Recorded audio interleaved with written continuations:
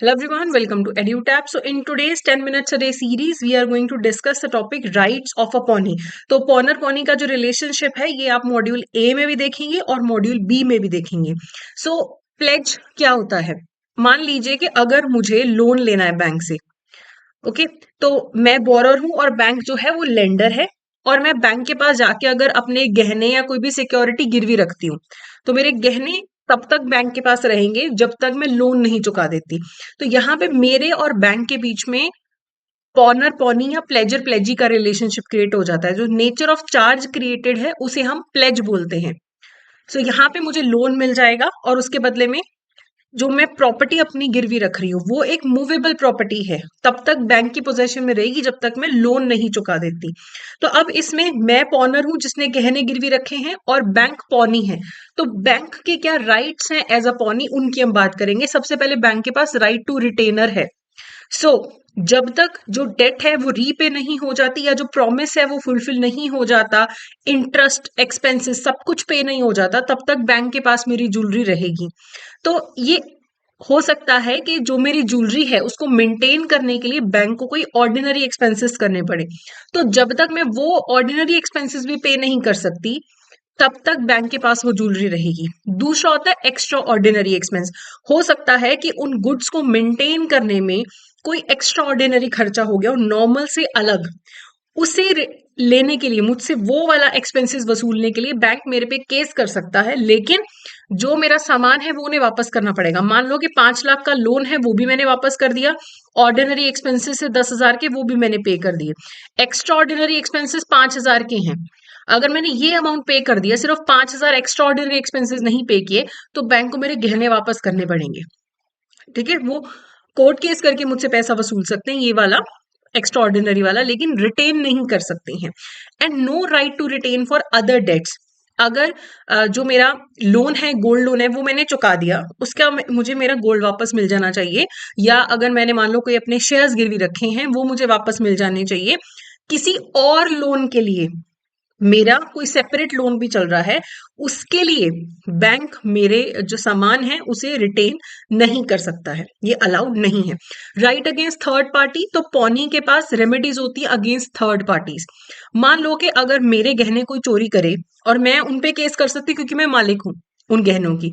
लेकिन मान लो कि गहने तो बैंक के पास गिरवी हैं, तो अगर मान लो उन गहनों को कोई चोरी करने की कोशिश करता है या गुड्स को इंजर करने की कोशिश करता है, पोजेशन डिप्राइव करने की कोशिश करता है, तो जो एज अ ओनर मेरे पास राइट्स हैं थर्ड पार्टी के अगेंस्ट एक्शन लेने के, वही राइट्स पॉनी के पास भी हो जाएंगे, यानी कि बैंक के पास भी हो जाएंगे.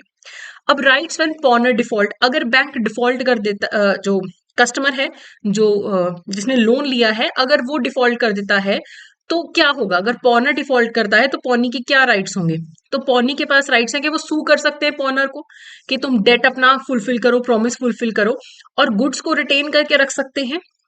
और तीसरा, उन गुड्स को सेल भी कर सकते हैं. लेकिन सेल करने से पहले नोटिस भेजना जरूरी है पॉनर को. तो अगर मैंने लोन नहीं चुकाया, मुझे नोटिस आएगा कि बिकॉज आपने लोन नहीं चुकाया, हम आपके गुड्स को सेल करने वाले हैं. तो वो नोटिस आना जरूरी है. नोटिस दिए बिना अगर बैंक उनको सेल कर देता है, मेरा जो लॉस है उसकी भरपाई बैंक को फिर करनी पड़ेगी. So notice is very necessary. Then actions after sale. मान लो मेरी ज्वेलरी बैंक ने बेच दी. अगर तो मान लो ज्वेलरी 5 लाख की बिकी और लोन है 4 लाख का, तो बाकी का 1 लाख मुझे वापस आ जाएगा, सरप्लस पॉनर के पास वापस चला जाएगा. लेकिन अगर उल्टा हो जाता है कि 6 लाख रुपए का लोन है, सिर्फ 5 लाख में गहने बिके, तो बाकी के 1 लाख को पे करने के लिए I will still be liable. Bank मेरे अगेंस्ट कोर्ट जा सकता है उस पैसे को रिकवर करने के लिए. ओके, तो अभी इससे रिलेटेड एमसीक्यू करने से पहले मैं आपको इन्फॉर्म कर दूं कि हमारा जो जैप का मास्टर कोर्स है वो अवेलेबल है एग्जाम की प्रिपरेशन के लिए. मई में आपका एग्जाम है, तो आप उसके लिए इस कोर्स में एनरोल कर सकते हैं अगर आप डिटेल प्रिपरेशन चाहते हैं. अगर आप क्विक सोल्यूशन चाहते हैं, थोड़ा सा विद इन लिमिटेड टाइम, अगर आप अच्छी प्रिपरेशन करना चाहते हो, तो आप हमारे लाइव क्रैश कोर्स में भी एनरोल कर सकते हो. एंड आप हमारा जैप कैप के कंबाइंड मास्टर कोर्स में भी एनरोल कर सकते हैं. तो आप अपनी सहूलियत और रिक्वायरमेंट के हिसाब से कोर्सेज में एनरोल कर सकते हैं. You can go check our website www.edutap.co.in और वहां पे आप हमारे कोर्सेज चेकआउट कर सकते हैं. ओके, अब क्वेश्चन देखते हैं. What happens if the proceeds from the sale of pledged goods are less than the amount due for the date. तो पैसा कम पड़ गया, है ना, सेल करके कम मिला तो उसमें क्या होगा, the pawnee can retain the surplus and the pawner is still liable to pay the balance. The pawnee returns the excess amount to the pawner. The pawnee sells the goods again. Okay, तो यहाँ पे question है, what happens if the proceeds from the sale of goods are less than the amount, है ना, कि पैसे कम है और अमाउंट अभी ज्यादा है, तो उस केस में क्या होगा, पॉनर अभी भी लाइबल होगा बैलेंस पे करने के लिए। मैंने आपको बोला था ना कि अगर लोन 6 लाख का है और गहने 5 लाख में बिके हैं तो बाकी 1 लाख के लिए पॉनर लाइबल रहेगा। ठीक है, तो बी जो है यहाँ पे करेक्ट आंसर है। In the event of default by the pawnor the pawnee has the following rights except, इनमें से क्या करने का राइट नहीं है, मतलब बाकी सारे राइट्स हैं, एक इनमें से राइट नहीं अवेलेबल होता पॉनी के पास अगर पॉनर डिफॉल्ट कर दे। Sue the pawnor for the debt, sue तो कर सकते हैं, केस कर सकते हैं, गुड्स रिटेन कर सकते हैं, search and seizure the pawnor's property, ये राइट नहीं है। मेरी प्रॉपर्टी को सर्च और सीजर करने का राइट बैंक के पास थोड़े ना होगा।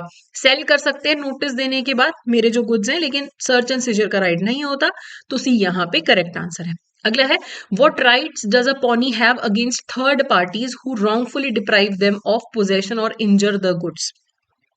No rights, similar remedies as the owner, only rights to sue the pawner, the right to sell the goods immediately. तो अगर थर्ड पार्टी बैंक के राइट के जो गुड्स हैं उनको इंजर या उनको पोजेशन को डिप्राइव करने की कोशिश करते, तो मैंने आपको बताया था जो ओनर के पास राइट्स होते हैं वही सिमिलर से जो राइट है वही बैंक के पास भी होंगे, तो बी यहाँ पे करेक्ट आंसर है। तो ये था हमारा आज का सेशन एंड आई होप ये इन्फॉर्मेशन आपके लिए हेल्पफुल रहा होगा। Thank you so much.